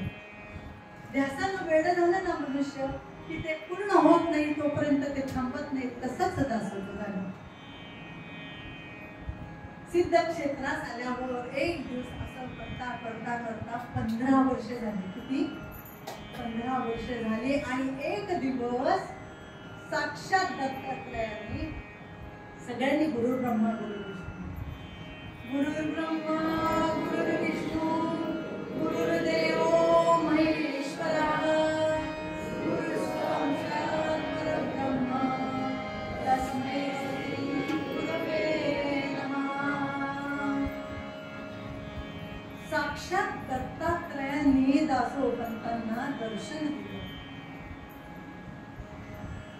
काय पाहिजे तो? जे ध्येय मनी धरलं होतं ते पूर्ण झालं आणि दत्तात्रयांना नतमस्तक झाले. आणि त्यांनी दत्तात्रयांनी सांगितलं की तू राक्षस गुणाला जा. तिथं माझ्या पादुका तुला मिळतील. तू राक्षस गुणाला जा.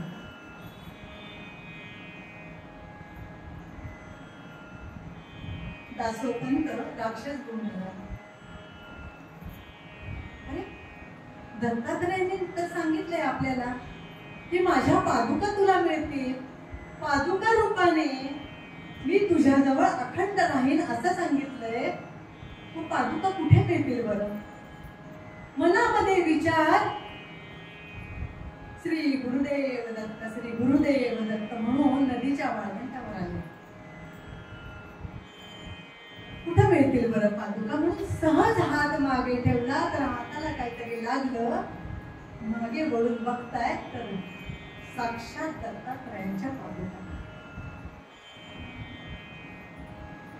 आणखीन काय हवं मला? श्री दत्त शरणम, श्री दत्त शरणम, श्री दत्त शरणम.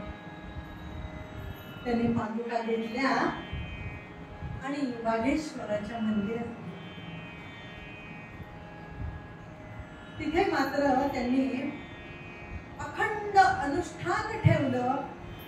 पूजा अर्चा नामस्मरण इतकी उपासना चालू केली की सगळीकडे ते संत साधू म्हणून सगळेजण त्यांना ओळखायला लागले. पंचक्रोशीतले लोक त्यांच्या दर्शनाला यायला लागले. दासोपंतांच्या त्यांच्या मुखातून जे शब्द निघेल तो खरा व्हायला लागला. तपश्चर्याच एवढी होती. घर सोडून 15 वर्ष झालेली होती. अशी छान उपासना चाललेली असताना एक दिवस त्यांनी नदीच्या मंदिरातून त्यांचं लक्ष सहज गेलं. नदीच्या वळवंटावर एक राहुटी उभी केलेली दिसते. क्षेत्रपाद्यांची ये जा चालू होती. गुरुजी लोक इकडून तिकडून जात होती. कसली मला लगबग चालली, काय गडबड चालली असं मनामध्ये विचार करतायत. दासोपंत पूर्णतः बदललेले होते. दाढी वाढलेली होती. योगी दिसत होते मोठे. सर्व लोक मानत होती. त्यांनी एका ब्राह्मणाला हाक मारली. त्यांनी विचारलं की गुरुजी अहो इकडे या. कालपर्यंत इथं राहुटी दिसत नव्हती, आज कशी काय बरोबर राहुटी तिथं उभी आहे आणि काय गडबड चालली हो तुमची? ते गुरुजी म्हणाले थांबा, सांगतो म्हणाले तुम्हाला. काय झालंय म्हणे, तिथे ना नारायणपेठचे दिगंबर पंत म्हणून मामलेदार होते, ते आलेले. घडलेली आहे हो कथा ही. दिगंबर पंत म्हणून मामलेदार वयस्कर आहेत. त्यांच्या सुनेला संन्यास दीक्षा द्यायची. काय सांगावं अहो, काय सांगावं त्यांचं. 15 वर्ष झाली अहो. त्यांचा एक मुलगा निघून गेला हो कुठेतरी. खूप खंगलेले आहेत ते. आपल्या मुलाची 15 वर्ष वाट बघितली त्यांनी. सुनेनेही त्यांच्या 15 वर्ष आपल्या पतिदेवांची वाट बघितली. शास्त्राप्रमाणे 12 वर्षानंतर पतिदेवांची वाट बघून ते आले नाही तर संन्यास दीक्षा द्यायचा विचार आहे. म्हणून संन्यास दीक्षा देण्याकरता म्हणजे आम्ही आमच्या कर्तव्यातून मुक्त म्हणून म्हणे आम्ही तिला घेऊन आलेलो आहे असं सांगितलं. एवढं सांगितल्याबरोबर दासोपंत मनामध्ये विचार करू लागले, दिगंबर पंत म्हणजे बाबा, आई म्हणजे आपली पत्नी पण आलेली दिसते आणि तिला संन्यास दीक्षा.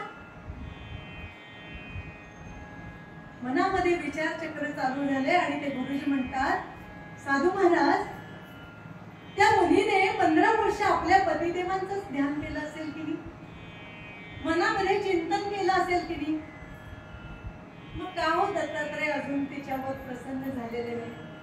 का तिच्यावर ह्याची वेळ यावी? तर आपणच काहीतरी कृपा प्रसाद द्यावा ना आणि त्या दिगंबर पंतांना त्यांचा मुलगा मिळवून द्यावा. गुरुजी सांगून निघून गेल्यावर आणखीन दासोपंतांचं मनामध्ये चक्र चालू झालं की तिच्या आई वडिलांनी आपल्याशी लग्न लावून दिलं म्हणजे आपण तिला सोडून आलो, म्हणजे एक प्रकारे आपण तिचा छळच केला, परमार्थाच्याही आड आलो आपण. काय करावं बरं? आई बाबांना भेटण्याची सुद्धा तीव्र इच्छा होती त्यांनी त्या गुरुजींना हाक मारली आणि सांगितलं की अहो इकडे या.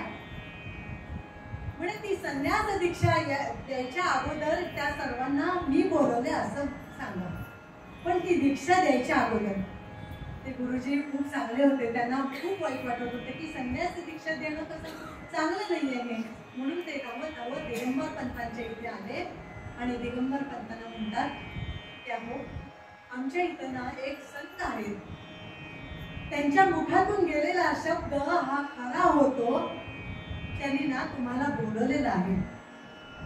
दिगंबर पंत अतिशय नाराज झाले होते. वाट बघून बघून आता काही चांगलं होईल ही आशाच त्यांनी सोडून दिलेली होती. ते म्हणाले की एकदा ही संन्यास दीक्षा झाली ना की साधू संतांचं दर्शन घ्यायचंच आहे, त्याच्यानंतर आम्ही दर्शन घेऊ म्हणे. नको आता काही नको म्हणे, मला आता कसं कुणाचंही दर्शन नको, काही नाही म्हणे, असं नका करू म्हणे, तुमच्या सुनेला घेऊन त्या संतांकडे चला. अहो काय सांगावं, अहो प्रत्यक्ष देव करणार नाही असं काही वेळेला संत करतात बरं का. देवांकडून जे काम होत नाही या संतांकडे काम होतं, तर तुम्ही कृपा करून चला म्हणे आणि नंतर मग बघा. ज्या अर्थी त्यांनी सांगितलंय की तुम्हाला भेटा म्हणजे तुमच्या सुनेचा भाग्योदय जवळ आलेला आहे, तर तुम्ही चला. दिगंबर पंत काही ऐकतच नव्हते, पण त्यांनी त्या गुरुजींनी काही ऐकलं नाही. तुम्ही माझ्यासाठी चला म्हणे, मग आपण दीक्षा देऊ, पण त्या संतांनी तुम्हाला बोलवलंय तर तुम्ही चला असं म्हणून दिगंबर पंत, त्यांची पत्नी आहे, त्यांची सून लक्ष्मी असे तिघही आणि ते गुरुजी असे सर्वजण वागरेश्वराच्या मंदिराकडे निघाले. दासो पंतांनी लांबूनच आपल्या वडिलांना येताना बघितलं, मात्र दिगंबर पंत खाली मान घालून येत होते. काय करणार, जाऊ द्या आता, ह्यांचा हट्ट आहे तर आपण या संतांचं दर्शन घेऊ. दिगंबर पंत बघितलं पण नाही त्यांनी, ते खाली मान घालूनच येत होते. दासोंनी बघितलं वडिलांकडे आणि त्यांना अनावर झालं. एकदम धावत धावत दिगंबर पंत वागण्याच्या आतच दासो पंतांनी आपल्या वडिलांचे म्हणजे पित्याचे पाय धरले. बाबा बाबा, अरे माझ्या दासोचा आवाज. दिगंबर पंतांनी मान वर करून फक्त बघितली, दासो करून कडकडून मिठी मारली. दासो तू कुठे गेला होतास परत? 15 वर्ष तुला आम्ही शोधलं आणि तू अचानक आता आलास. दासो आमची आठवण नाही का रे झाली? तू आम्हाला सोडून का गेलास बरं? कडकडून मिठी मारली. दासोंच्याही डोळ्यांना अश्रूच्या धारा. दिगंबर पंत तर रडून रडून, ते हास्याचं रडू होतं, हसता हसता रडत होते आणि रडता रडता हसत होते. दासो दासो आईलाही नमस्कार केला. आई नमस्कार करतो. पत्नीकडे एक कटाक्ष टाकला फक्त. इतका आनंद झाला आणि त्यांनी विचारलं की दासो तू आता का प्रगट झाला, काय तुझ्या मनामध्ये आहे ते तरी सांग.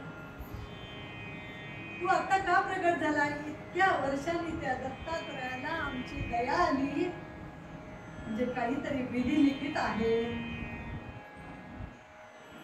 दासोपंत म्हणाले त्या दत्तात्रयाचीच कृपा. बाबा नारायणपेठचा जमीन जुमला सर्व घरदार तुम्ही तिथं सोडून या आणि तुम्ही इथे या, मग मी तुमच्यामध्ये येईल. पण श्री दत्त शरण माता दत्तात्रयांची आपण शेवटपर्यंत पूजा अर्चा करू, अनुष्ठान ठेवू आणि आपण इथेच राहू. अरे सोडलं पण मी नारायणपेठचं सोडलं सर्व. त्यांनी तिथेच पाणी आणायला सांगितलं, तिथूनच पाणी सगळं सोडलं, मी सोडलं सगळं.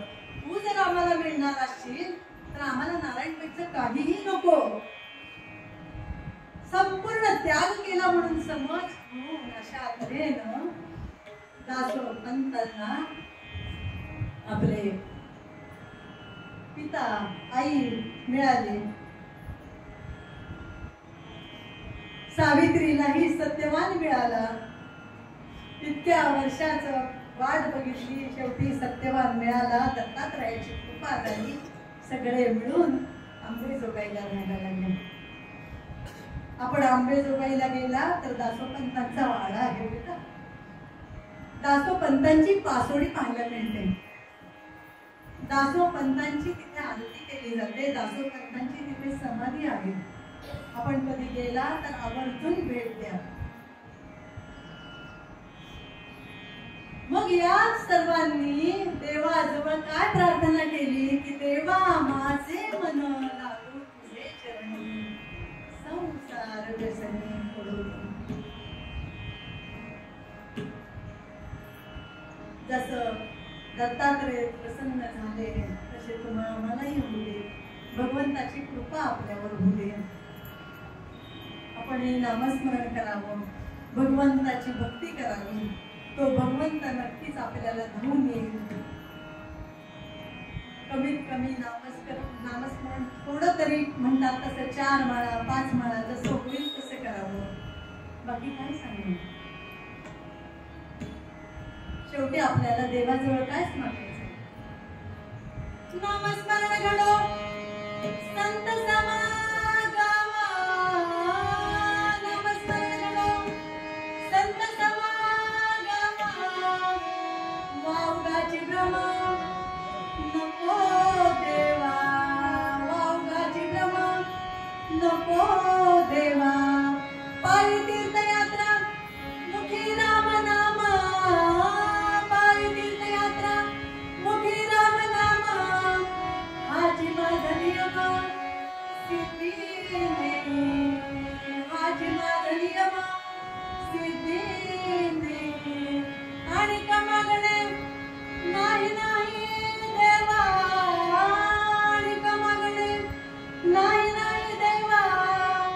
जनार्दनी सेवा दृढ देई, जनार्दनी सेवा दृढ देई. देवा माझे मन लाव तुझे चरणी, देवा माझे मन लाव तुझे चरणी.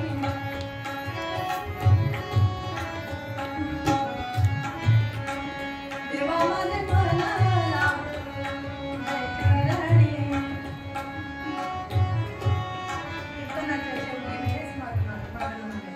तुझा विसर विसरण व्हावा, तुझा विसर विसरण व्हावा, विसरण व्हावा. त्याची दान दे का देवा, त्याची दान दे का देवा, त्याची दान दे का देवा, दे का देवा, दे का देवा. सर्वांना मनापासून नमस्कार. जे काही चांगलं झालं आहे ते भगवंताचं आणि माझ्या गुरूंचं. जे काही चुकलं असेल ते माझं माझं. सर्वांना पुनश्च एकदा नमस्कार. गोड मानून घेतलं, धन्यवाद. हे दोन्ही साथ. तुमचं काय प्रश्न नाही, असाही काय प्रश्न नाही. सुंदर. कुठे चुकले असेल तर मीच चुकले असेल.